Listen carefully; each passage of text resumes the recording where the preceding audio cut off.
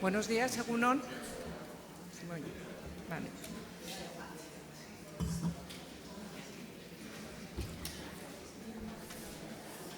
Bueno, pues siguiendo con el horario, me presento, soy Mari Curlerga, subdirectora de Gobernanza para la Igualdad, y como la jornada es larga y sin más dilación, voy a pasar a presentar a Susana Cobas y luego haré lo mismo con Luis Bonino. A ver, Susana Cobas nos hablará de una nueva alerta en la vida de las mujeres. Ella es especialista en feminismo aplicado a la vida cotidiana de las mujeres y desde hace más de 30 años coordina talleres, cursos y grupos de reflexión. Es formadora de profesionales, investigadora con enfoque feminista en temas relacionados con la vida de las mujeres y de los hombres. Es coautora del libro Los cambios en la vida de las mujeres y coordinadora de numerosas investigaciones, entre ellas el empoderamiento de las mujeres y hombres con valores igualitarios.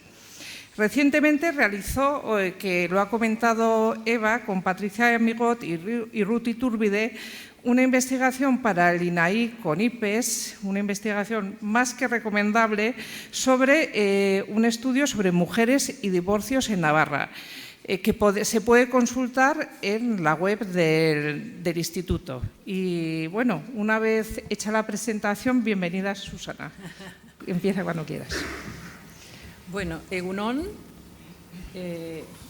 y es que ricasco a Eva y a todo su equipo por invitarme a esta jornada, que de verdad yo también creo que abre un espacio interesante, que ojalá nos deje información o material o ideas para seguir desarrollando, que luego nos sirvan para enriquecer nuestra tarea cotidiana.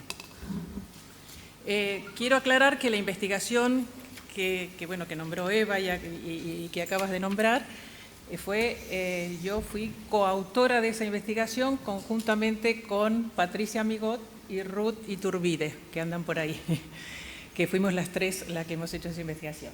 Bueno, antes de comenzar, quiero aclarar algo. ¿De qué es lo que se debe hacer con los hombres y su masculinidad? ¿Cómo abordar su proceso de cambio? Además de todos los expertos que, como los de hoy, nos van a aclarar muchas cosas y de verdad son los que saben del tema, también hay autoras feministas que desde distintas líneas abordan el tema y van lanzando propuestas. Unas desde elaboraciones teóricas, tesis doctorales, de las que siempre es importante nutrirnos, otras como consecuencia o producto de haber trabajado con grupos de hombres muy específicos. No es mi caso. Yo lo que voy a traer hoy aquí son las percepciones, las vivencias de numerosas mujeres qué pasa con ellas en la vida cotidiana en relación a los hombres y al cambio que se va produciendo en los hombres. Es decir, yo lo que voy a traer aquí son las vivencias, porque mi experiencia me permite estar en contacto directo con las vivencias cotidianas de muchísimas mujeres, muy diversas. Entonces, hoy yo pongo voz a eso, qué están vivenciando ellas frente al cambio de los hombres con los que se relacionan en sus vidas cotidianas. Sí he coordinado en algún momento investigaciones relacionadas con distintos aspectos de las conductas masculinas, y eso a mí también me ha aportado mucho. Pero lo que yo traigo hoy aquí es la voz de muchas mujeres que ya vamos a ver qué es lo que están viviendo ellas en su vida cotidiana respecto a los cambios que se van produciendo en los hombres. Y para eso voy a comenzar directamente con una pregunta que muchas de ellas se están haciendo. ¿Por qué no vemos cambios profundos de verdad en la forma en que se relacionan con nosotras los hombres que hace años vienen trabajándose su masculinidad? Lo que me llevó a mí y a otras profesionales a comenzar a hacernos otra pregunta. Una pregunta que tiene que ver con esto. ¿qué lugar ocupamos las mujeres en el trabajo que se viene haciendo con los hombres? Vamos a ver, y vamos a comenzar de cero. En sociedades como la nuestra, está claro que cambios hay, y están a la vista. Inclusive, cambios que se disfrutan. Es casi imposible abstraerse de las derivas sociales y de las presiones que viene haciendo el movimiento feminista. Hasta esos hombres que hoy persisten todavía, rudos, orgullosamente machistas, a los que a veces creemos analfabetos emocionales, algún cambio, por más superficial que sea, claro que lo experimentan. ¿Qué duda cabe? Que si la valoración la hacemos entre los mismos hombres, o hombres de distintas generaciones, o de distintas culturas, cambios hay. Y ahí están a la vista, claro que sí. Pero además de esos cambios, que se dan casi por inercia, no pocas mujeres dicen apreciar otro tipo de cambios y en principio muy ilusionantes. Se comparten ciertas responsabilidades domésticas, de crianza, que también por comparación, ellas, por ejemplo, no veían en sus padres, en las generaciones anteriores poco veían en sus padres. Se valora la sensibilidad y la capacidad de expresar emociones, que poco veían en sus padres. Se rechaza, en principio, la violencia, que se considera intolerable, que muchas sí que veían en sus padres, pero que pareciera que, en principio, baja más el umbral de tolerancia. Se comparten reivindicaciones sociales y hasta feministas, que la mayoría no veían en sus padres. Las mujeres de mi generación aprendimos a avanzar, a lograr conquistas que van transformando nuestro lugar existencial a contracorriente. No podíamos esperar que la sociedad toda cambiara y los hombres con los que nos relacionábamos también para avanzar. Y eso nos ha permitido desarrollar en ese sentido mucho músculo, pero también pagamos altos costes personales. Actualmente, muchas mujeres que han incorporado y disfrutan de esas conquistas entienden que avanzar hoy significa, además, no tener que pagar esos costes. No quieren desgastarse nadando a contracorriente. No les parece justo y lo están reclamando en lo público a todos los niveles y a los hombres con los que se relacionan especialmente.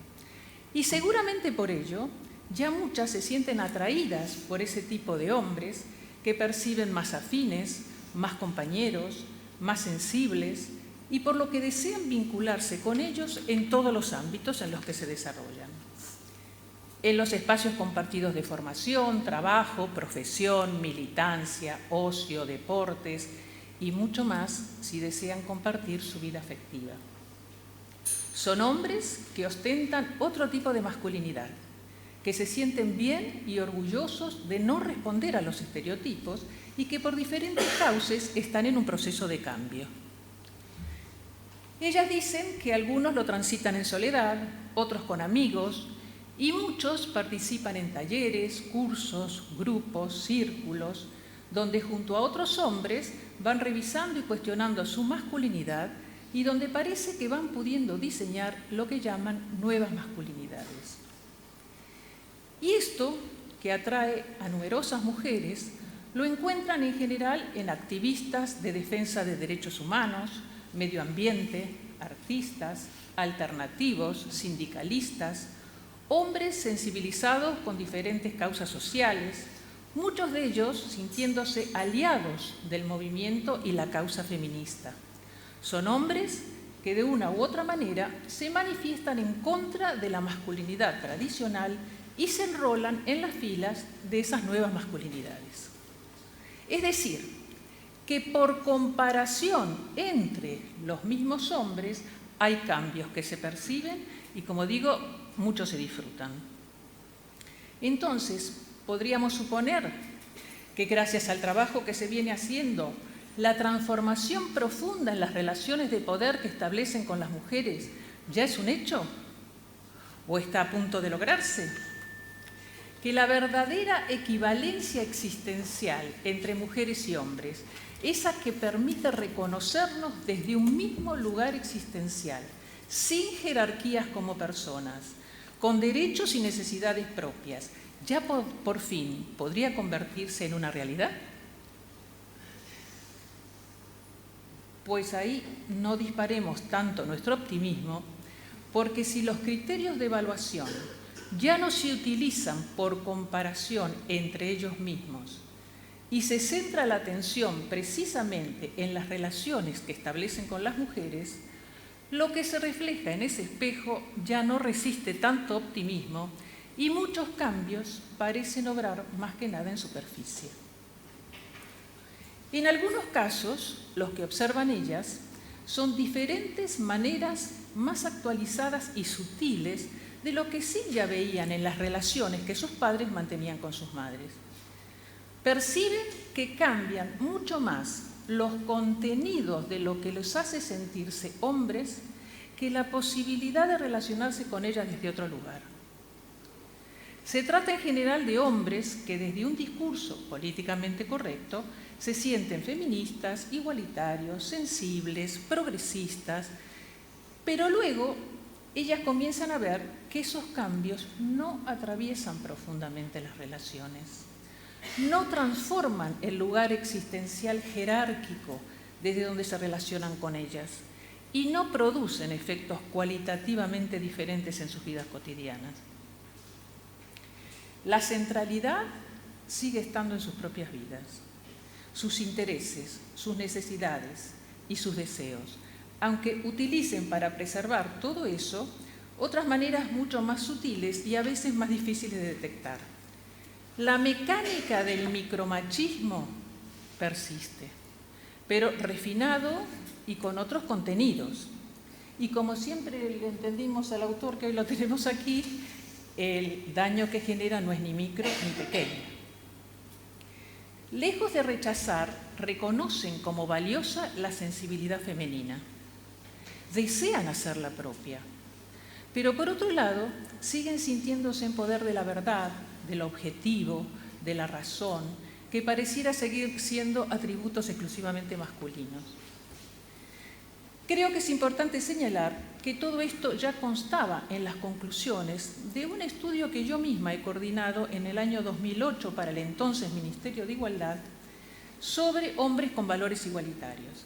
Allí mencionaba también que a pesar de algunos avances significativos en su manera de ser hombres, persistía la desigualdad naturalizada, lo que convierte en natural la disponibilidad incondicional de las mujeres sin obligación de reciprocidad. Persistía el lugar dominante y autorreferente desde donde se ejercen los privilegios relacionales. Y esto que en 2022 parece seguir vigente, por supuesto lo que sigue inhabilitando son esas negociaciones cotidianas paritarias de las que hace muchos años hablaba Clara Coria, y a cambio promueven consensos aparentes, negociaciones engañosas. Cuando digo no estoy de acuerdo, él responde, es que no me entiendes. No puede aceptar que sí le entiendo, pero yo quiero otra cosa.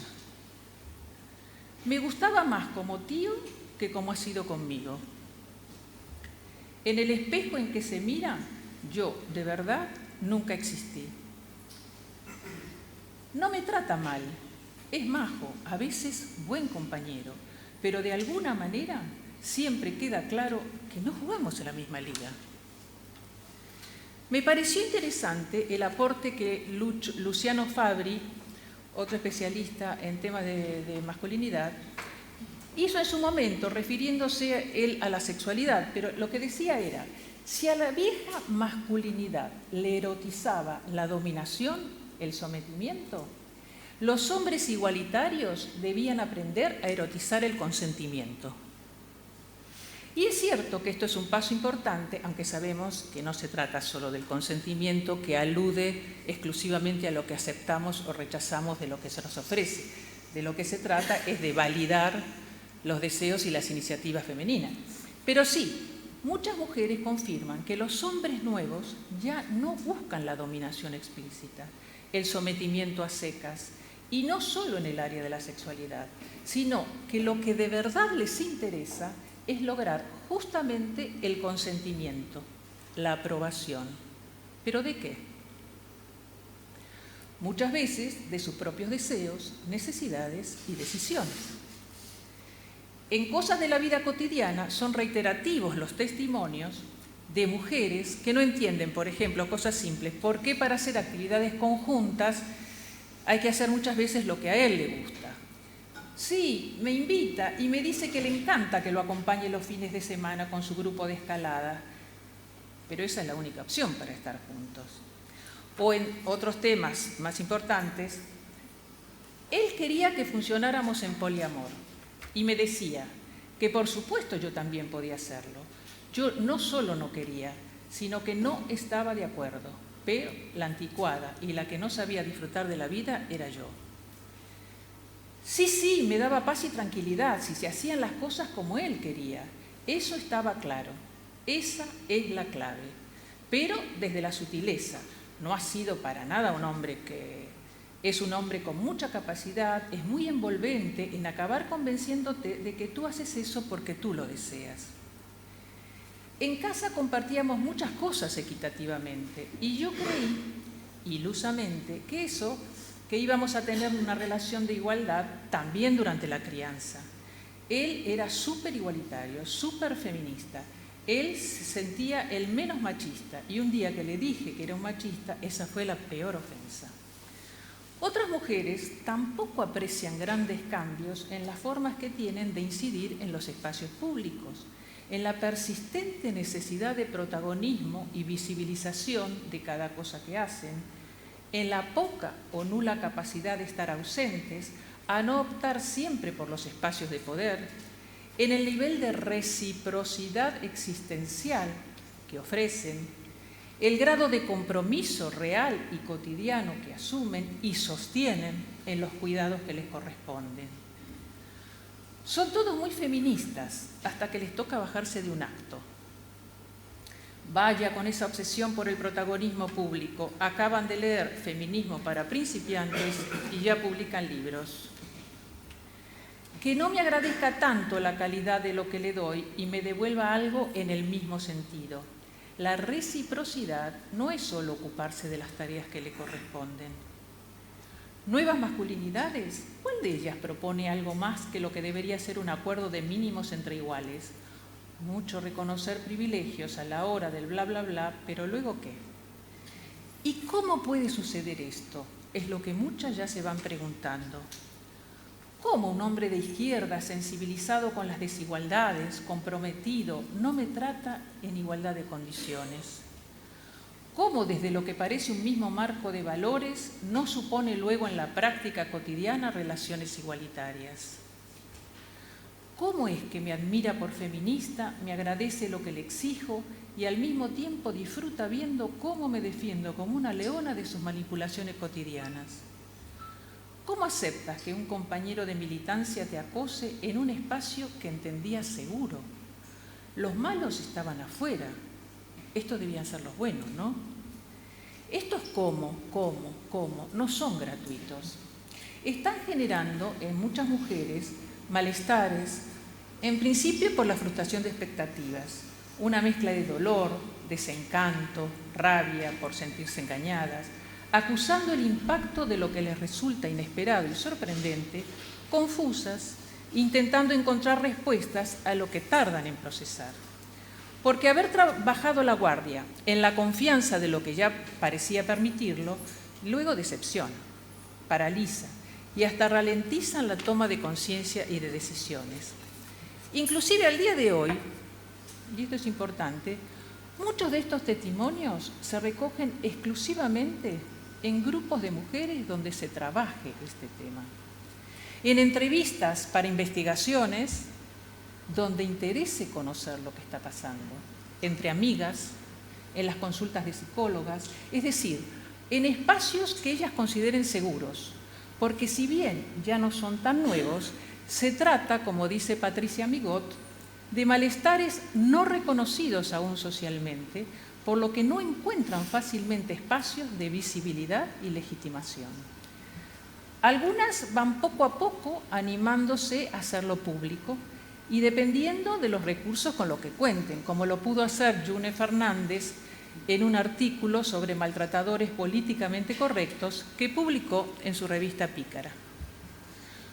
Muchas todavía creen que se trata de una parte oscura de ellos, que por otro lado son tan inteligentes, tan majos, tan cuidadosos, o una vez que ya han asumido la realidad, piensan que ha sido una mala experiencia personal, que son las únicas que han tenido mala suerte con ese tío, compañero sentimental o de militancia o de trabajo, en ámbitos donde las cosas habían cambiado, eran diferentes. Otras expresan claramente sus temores de quedar expuestas, terminar siendo ellas las criticadas cuando ellos son tan admirados socialmente, mejor callarse.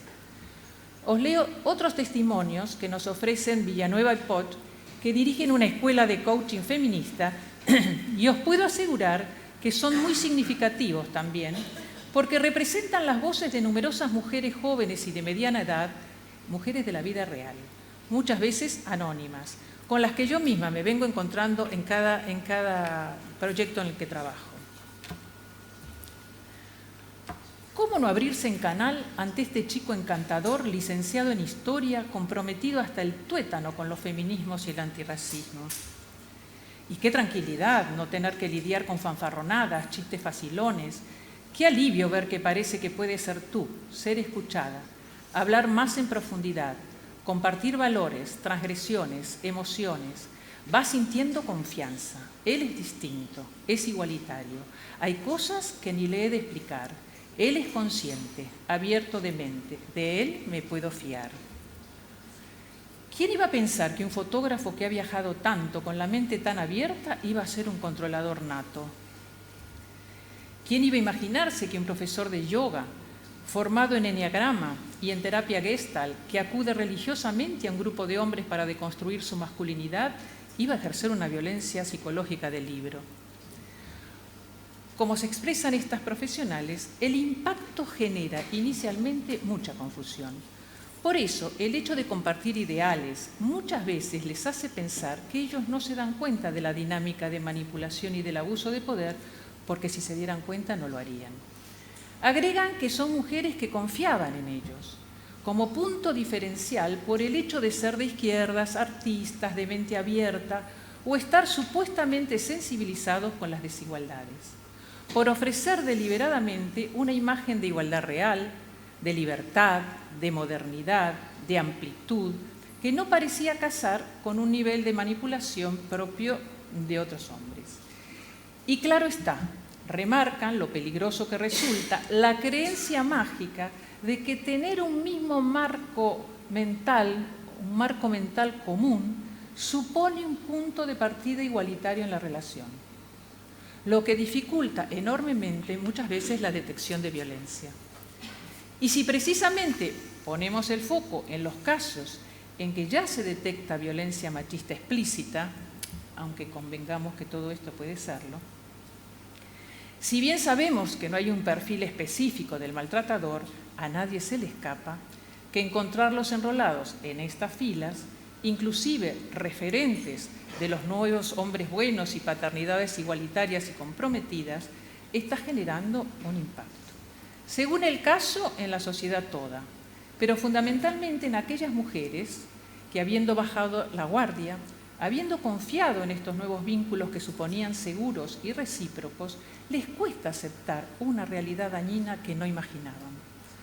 Aquí vemos otros testimonios pertenecientes a mujeres activistas del País Vasco que aportaron sus experiencias personales a una investigación que realizó la politóloga Tania Martínez. Lo que más me descolocaba de todo aquello era el hecho de que una persona tan reconocida como él, con un discurso tan diferente, se pudiera comportar de aquella manera. Lo veía, lo identificaba, pero estaba paralizada.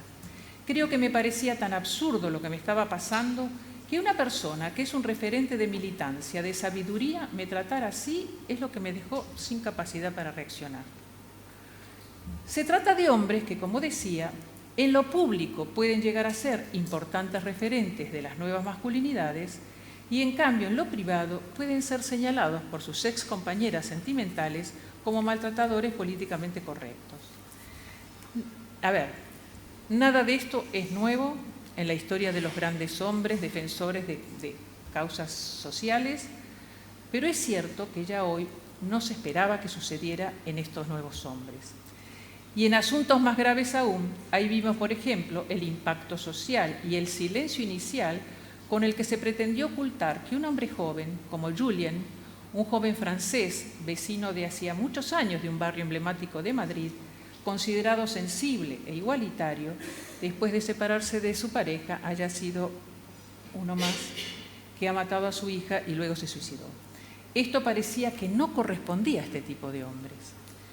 Gioacchino Aspiazu, ya hace años en su libro Masculinidades y Feminismo, alertaba del llamativo silencio que se produce en los movimientos mixtos sociales de izquierdas, progresistas, feministas, de gente joven, a la hora de denunciar agresores sexuales cuando se encuentran en propias filas y a articular procesos colectivos en lugar de repetir una vez más el corporativismo entre hombres.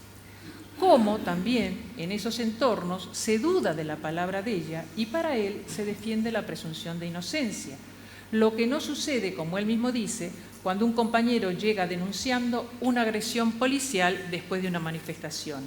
Ni del compañero se duda de la palabra, ni al policía se le aplica la presunción de inocencia. En fin, por todo esto es que yo hace años que vengo trabajando en los grupos de reflexión de las mujeres, que el deseo genuino de relacionarse con los hombres, ya por fin de otra manera, en lo privado, en lo público, en lo doméstico, sin tener que estar permanentemente en guardia para defender el lugar existencial que nos corresponde, sin tener que explicar o defender como una leona cada día que mis intereses, necesidades, deseos, derechos de vivir en primera persona son tan válidos como los de él. Como digo, que el derecho genuino de desear todo esto no nos lleve a crear espejismos, a perder la objetividad de lo que realmente se nos está ofreciendo, solo porque en algunos casos y en ciertas áreas sea mejor de lo que conocíamos.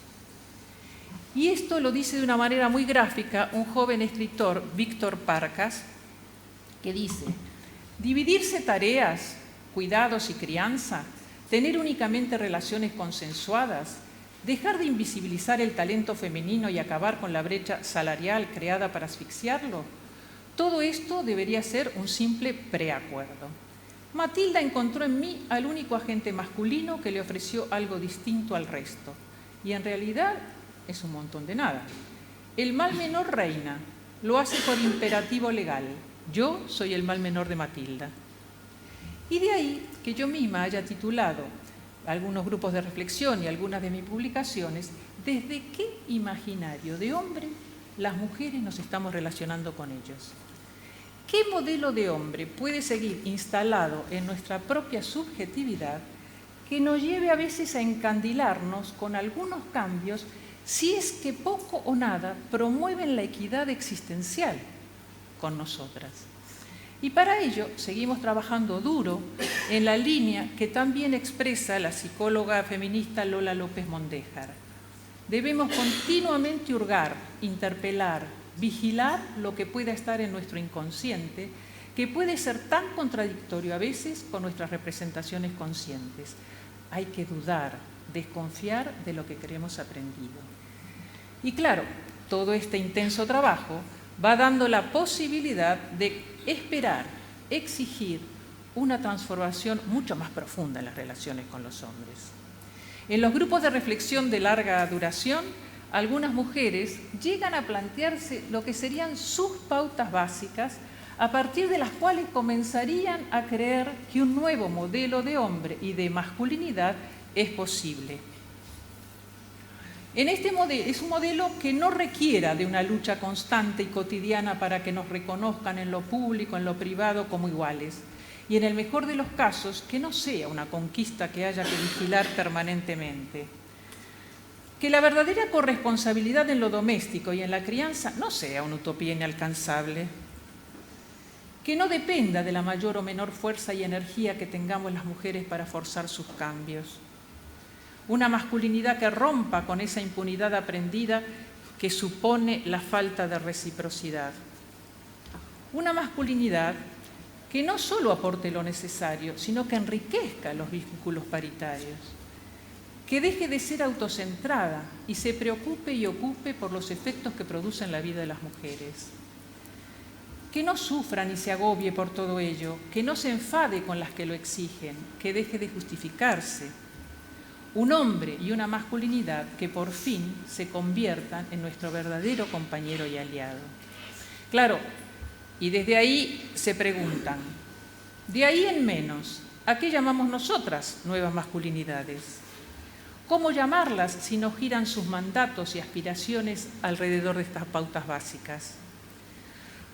Cuando además trabajamos con grupos de profesionales que pueden tener la capacidad de habilitar proyectos dirigidos a hombres, además trabajamos la información o la formación que necesitamos para saber valorar los proyectos que se nos presentan, para hacer un seguimiento de objetivos que no se desvirtúen, para hacer con qué criterios de evaluación. Pero bueno, si hay tiempo después, en eso podemos profundizar. Y ya para ir terminando, quiero dejar claro que desde el feminismo siempre fue una preocupación y ocupación el cambio profundo de las relaciones entre hombres y mujeres. Su teoría y práctica es una herramienta valiosísima que se ha aportado a la humanidad toda, a los hombres también. Nunca dejó de interesar la calidad de vida de los hombres, siempre que no se logre a costa de la vida de las mujeres. La coeducación desde la infancia es un aporte que desde hace tantísimos años le debemos al feminismo, aunque su aplicación concreta todavía requiera de muchos ajustes, pero esta tarde seguramente con Miguel Ángel Arconada aprenderemos mucho. La cuestión es que hoy, al comprobar que en los hombres adultos los cambios más profundos siguen pendientes, con la consiguiente repercusión en la vida de las mujeres, desde distintas líneas feministas se van intentando ofrecer marcos teóricos que justifiquen este no cambio. Y desde ahí se proponen o promueven intervenciones con hombres con enfoques a veces muy diferentes. Por un lado, hay quienes siguen apostando y fuerte por esto de las nuevas masculinidades, confiando seguramente en que con la mochila más aliviada, los hombres en algún momento cambiarán de verdad su posición existencial en las relaciones con las mujeres, o convencidas de que siempre es mejor hacer algo que no hacer nada. Sin embargo, quienes con un enfoque feminista trabajamos exclusivamente con mujeres, y muy diversas, como digo, y que desde hace años estamos en conexión directa con sus vivencias cotidianas, que conocemos en gran medida sus diferentes experiencias vitales, lo que estamos comprobando es una muestra, que el recorrido que están haciendo muchos hombres del rudo al sensible no necesariamente lleva a la equidad existencial con las mujeres. No está resultando una garantía de que esto suceda. Parecen seguir aferrados al podio, pero más sueltos y ágiles con sus mochilas aliviadas. Y estos ya no son los hombres de los que hablan autoras feministas como Rita Segato, oprimidos por los mandatos de una masculinidad que los deshumaniza y a los que llegan a considerar las primeras víctimas del patriarcado. Lo preocupante es que estos hombres son los que ya han recorrido el camino que ellas mismas proponen para aliviar esos costes de la masculinidad para sí mismos. Pero hasta aquí estamos. Por todo ello, reconociendo una vez más que nunca me he centrado en el trabajo con hombres y por lo tanto no es mi experiencia concreta, y sin pretender invadir el campo que hoy ocuparán los expertos que sí saben del tema, la pregunta que algunas, pocas aún, nos venimos haciendo hace ya mucho tiempo es: ¿no debería ser diferente el camino a recorrer? Sin dejar de velar, por supuesto, por su propia calidad de vida.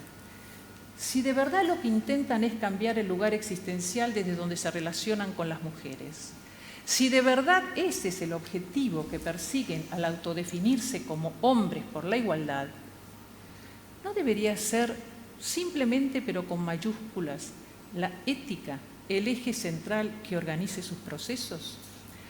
Una ética que los impulse a cambiar por el simple y contundente hecho de que es lo que corresponde. Como todo lo relacionado con los derechos humanos, nos gusten o no, nos convengan o no, nos beneficien o no, hay que respetarlo. Y a partir de ahí vamos viendo la mejor manera de hacerlo, y con ello seguramente irán sintiendo que como personas van ganando con el cambio. Esa misma ética que muchos ya utilizan para la defensa de otros derechos humanos, del medio ambiente, del planeta.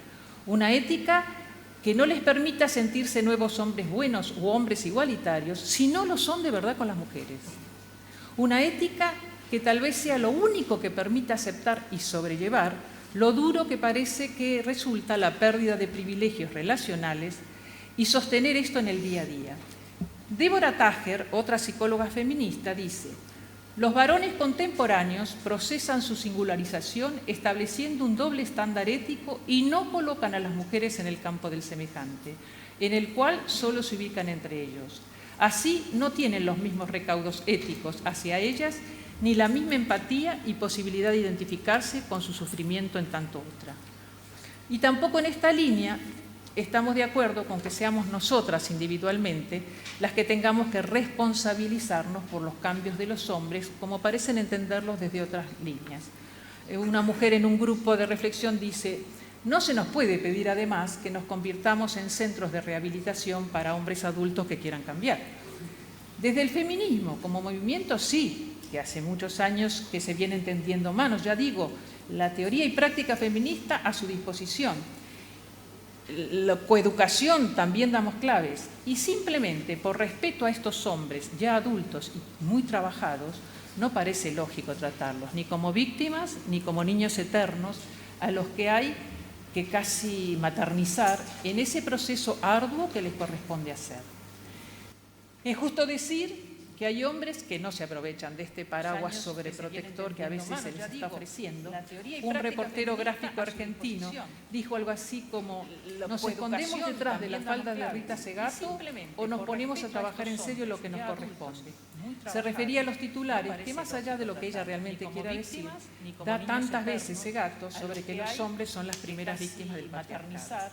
Y ahora sí, ya para terminar, no quiero dejar de recordar que en general las mujeres seguimos dispuestas a poner de nuestra parte lo que nos corresponda en los vínculos igualitarios. No solo lo deseamos y esperamos, sino que, sabiéndonos en proceso, somos muchas las que también seguimos interpelando nuestra propia subjetividad para rastrear resabios patriarcales que pudieran persistir. Y además, desde el feminismo, como digo, seguimos tendiendo manos, ofreciendo herramientas teóricas y prácticas para que no se sientan solo aliados del feminismo, sino para que lo apliquen en propias filas. Y como decía, seguimos aportando claves en los temas de coeducación. Pero bueno, aprovechando ya la jornada, termino lanzando dos preguntas para intentar encontrar respuestas durante toda la jornada, pero tal vez comenzando a encontrarlas en el análisis con Luis. A ver si empezamos. La primera pregunta que dejo ahí es la pregunta con la que he comenzado. ¿Qué lugar ocupamos las mujeres en el trabajo que se está haciendo con hombres? Pero además agrego, ¿en qué medida los hombres que hoy se autodefinen como igualitarios están teniendo en cuenta o se preocupan por lo que no? Hombres adultos que ya se van liberando y mucho de los costes de una masculinidad que los dañaba. Muchísimas gracias. La primera pregunta...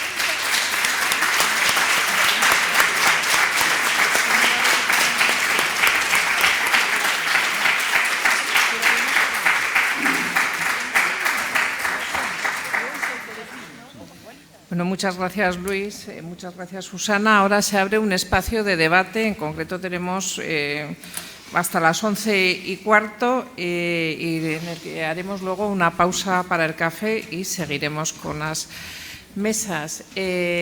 Para formular las preguntas, levantando la mano, tenemos un micrófono disponible. hay algo de lo que se ha hablado, pero que a mí personalmente me preocupa mucho, el tema de valores, de la deconstrucción de los hombres buenos, de los hombres sensibles. Pero aquí también yo creo que tenemos que hacer una reflexión, mujeres y hombres. Hay muy poco atractivo en la bondad y hay mucho más atractivo en el empoderamiento, de que hablamos mucho, en la fuerza. Entonces, tienen valor hombres deconstruidos, en los que de alguna forma parten de un estatus elevado y bueno, y se les ve el fondo, está ese empoderamiento, pero esos hombres que pues más vulnerables, con una sensibilidad innata, no tienen ese atractivo. Es algo que también como mujeres nos tenemos que replantear, porque también es verdad que tanto en los entornos feministas como en los entornos LGTB es un valor patente la agresividad o el empoderamiento, y no es un valor en sí. Tenemos que plantearnos, por ejemplo, la bondad. La bondad tiene que ser un valor que pongamos cada vez más en alza si queremos llegar a una igualdad más real. Y eso de momento no lo estamos sabiendo vender, no lo estamos sabiendo trabajar. Yo creo que lo que estamos hablando es que en este momento estamos conviviendo, coexistiendo diferentes, ¿no? Es decir, necesidades, grupos de mujeres y todo eso. Pero para hablar en general, yo creo que el empoderamiento de las mujeres bien entendido no nos lleva a esto de nosotras empoderadas somos más fuertes que los hombres. El empoderamiento bien entendido lo que nos debería llevar es a sentirnos dueñas también de nuestras propias vidas para poder relacionarnos de igual a igual, ¿no? Es decir, no eso. Pero es cierto que hay grupos de chicas jóvenes. Yo en un taller, por ejemplo, he trabajado por qué nos atrae el machote, el malote, ¿no? Es decir, porque hay cierto en determinados grupos de mujeres, ¿no? Es decir, y bueno, y ahí salían muchas cosas, esto de que un tío que es como es, me elige a mí. Todavía está la cosa de que él se fije en mí. Y eso es lo que está mostrando el que no necesita a nadie, el que puede traer las mujeres que quiera. Y eso me está eligiendo a mí, y ese atrae. Eso estamos hablando de que hay mucho trabajo para hacer en empoderamiento real. Ahí no estamos hablando de una chica empoderada que no reconoce al sensible. Ahí estamos hablando de un empoderamiento no real, porque todavía estoy totalmente pendiente de que me elija a mí, porque el machote. Pero yo creo que convivimos con distintos estilos en este momento, pero para mí fue importante detectar que trabajar el empoderamiento como lo estábamos trabajando, creyendo que con eso, el empoderamiento, esto de ser dueña de mi propia vida, ¿no? Con eso creíamos que también estábamos listas para los vínculos igualitarios.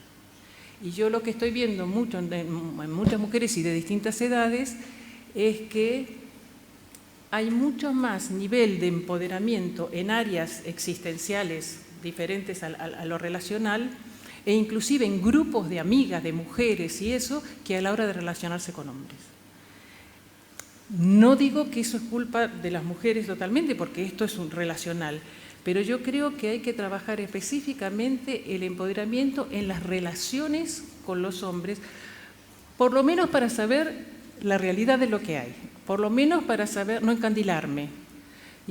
Ahora, lo que tú dices ya para mí no es definir chicas empoderadas por qué les gusta el machote, es que ahí estamos trabajando mal o no son chicas empoderadas para lo que yo llamo empoderamiento. Yo lo que sí puedo decir, siempre desde el lado de las mujeres con las que yo, por ejemplo, trabajo con profesionales, que el tema nos ha pillado con una agenda que no teníamos, ¿no? Es decir, hay que trabajar con hombres, esto es importante, esto hay que ponerlo en la agenda.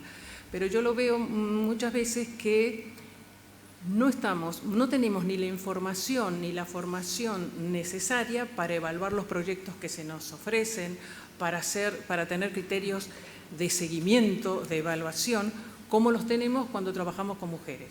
Es decir, aquí bueno, hay que trabajar con hombres, esto es importante, y aceptamos por ahí lo que dicen los expertos, está todo muy bien, pero no nos parece todavía en muchos casos un tema de los que nos tenemos realmente que meter a informarnos, a formarnos, con qué criterios estamos evaluando, por ejemplo, los resultados cuantitativos, cuántos hombres han pasado por esas intervenciones.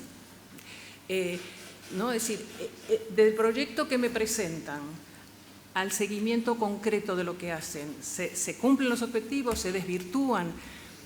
En muchos casos lo que yo veo que hay profesionales que no están ni informadas ni formadas como para hacer ese seguimiento. Y es cierto que había que sumarle una agenda que ya la teníamos muy ocupada, ¿no? Pero me parece que es importante entrar en ese tema con la misma profundidad y seriedad con la que entramos con el tema de las mujeres. Aunque no seamos expertas, yo en eso no soy experta, pero sí por lo menos tener la información. Yo trabajo en un área de igualdad y desde hace ya como 20 años aproximadamente se vienen dando pautas para trabajar con hombres, o sea, no pautas, perdón, se viene presionando para que se trabaje con hombres.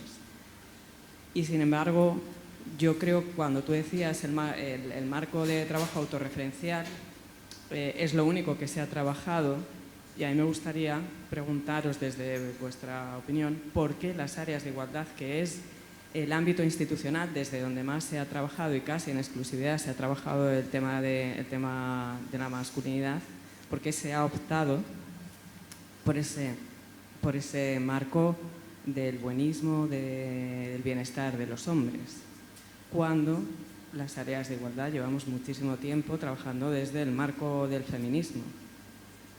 Tú sabes que Begoña es una técnica de igualdad de un ayuntamiento de Madrid y que conozco muchísimo a otras técnicas de muchos ayuntamientos de Madrid.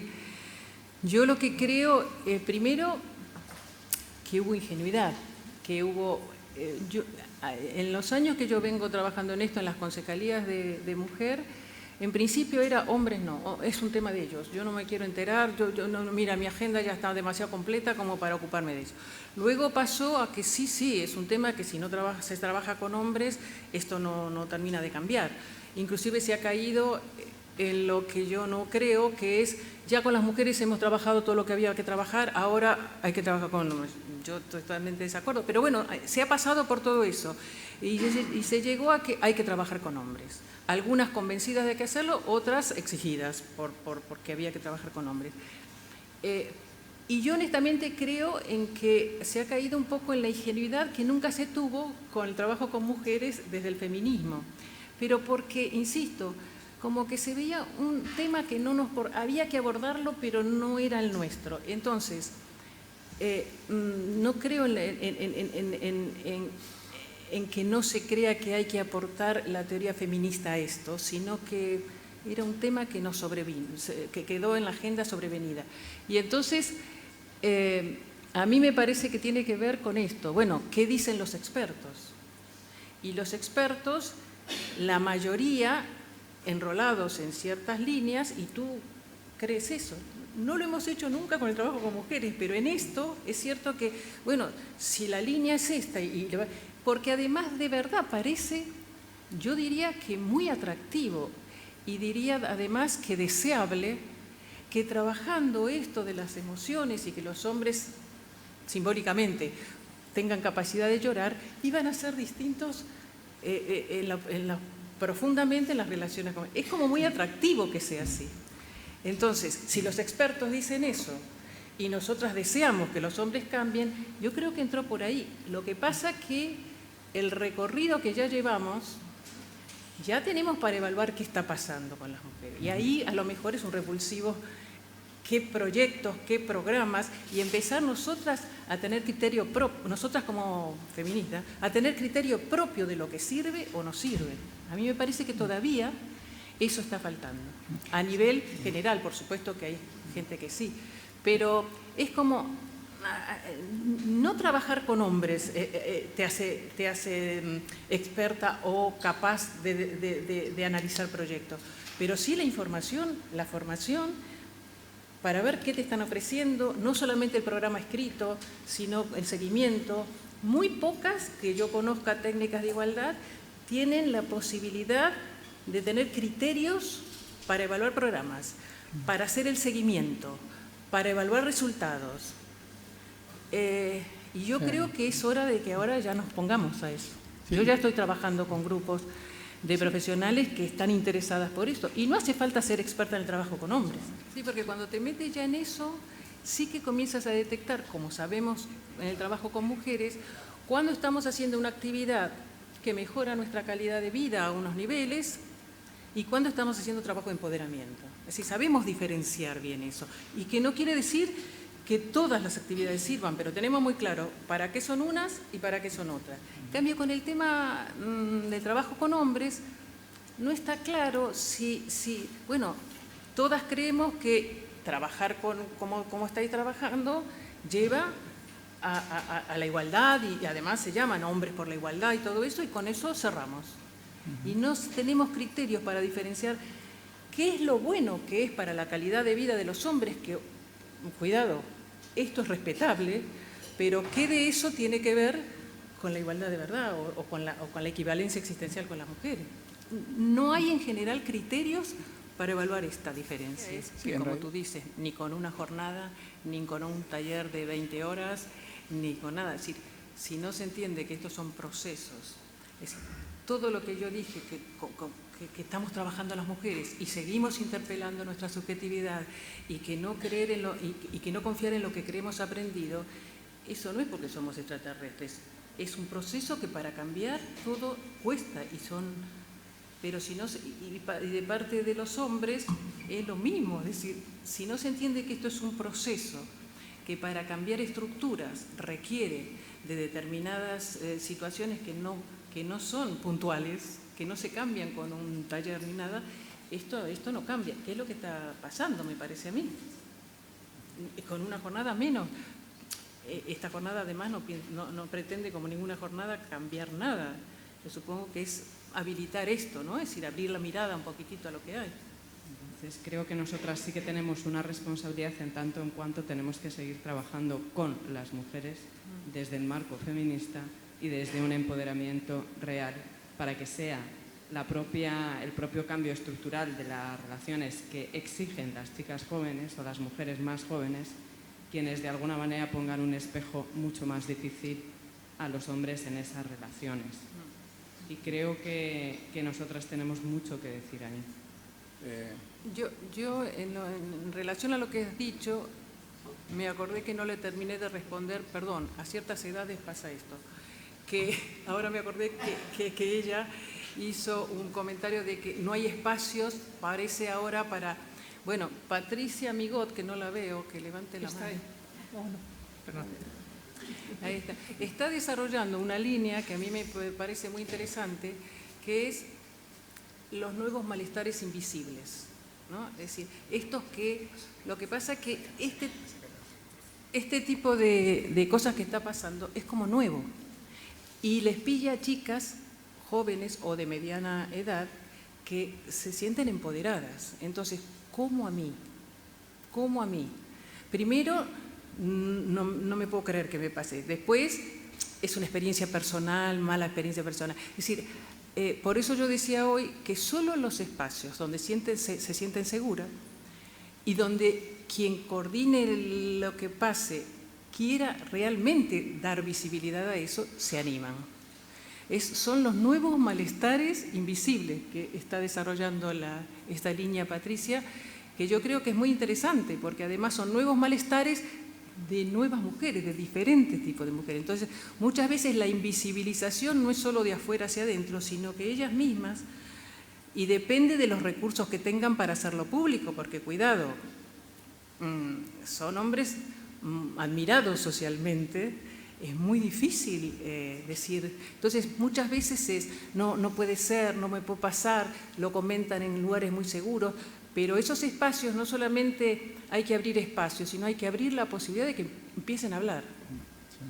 Yo creo además que encaja con un deseo genuino de las mujeres de que de verdad podamos relacionarnos con otro tipo de hombres.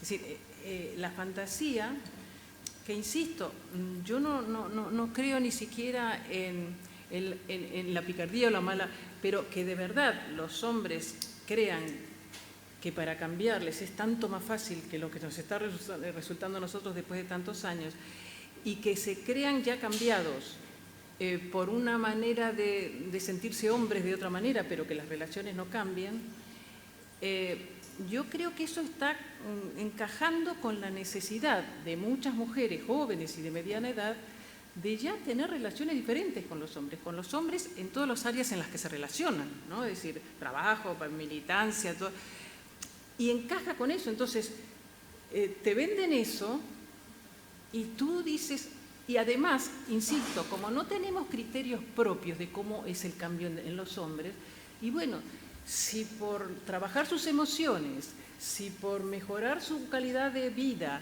si por inclusive ser padres sensibles, y muy a lo mejor preocupados, poco ocupados, pero bastante preocupados, es decir, si por todo eso no lo veíamos, es lo que decía este chico Parcas, es decir, es muy diferente a lo conocido, y eso encaja con una necesidad tuya de encontrar.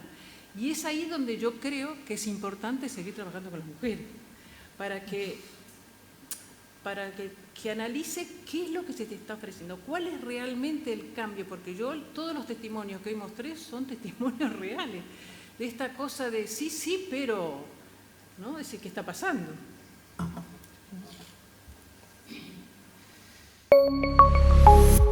Gobierno de Navarra. Nafarroako gobernua.